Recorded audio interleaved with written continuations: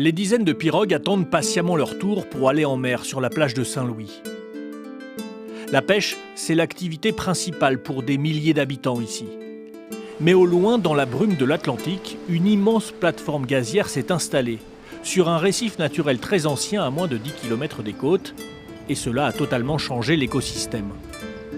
Ce rocher-là, c'est l'habitat des poissons, de tous les poissons, beaucoup d'espèces de poissons.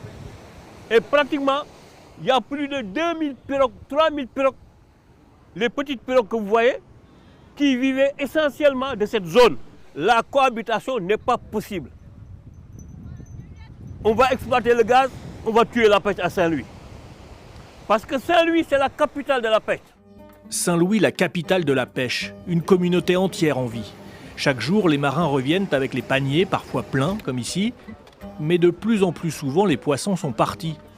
La zone de pêche est toute petite, limitée au nord par la frontière mauritanienne et encore réduite par les travaux en cours et la future exploitation du gaz.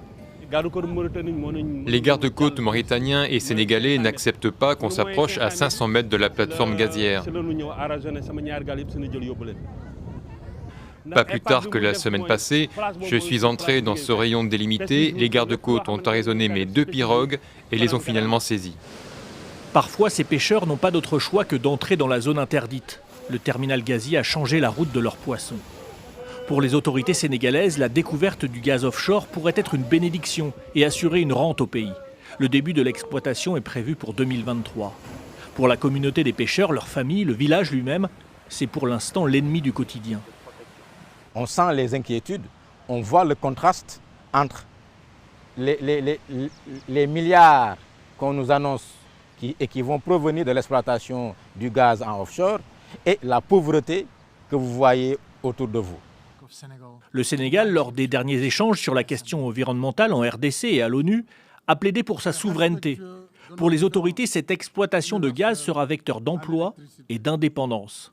Il est légitime et juste et équitable que l'Afrique, continent le plus en retard sur le processus d'industrialisation, continent le moins pollueur, il est donc juste que l'Afrique exploite ses ressources disponibles pour disposer d'une énergie de base afin d'améliorer la compétitivité de son économie et réaliser l'accès universel à l'électricité.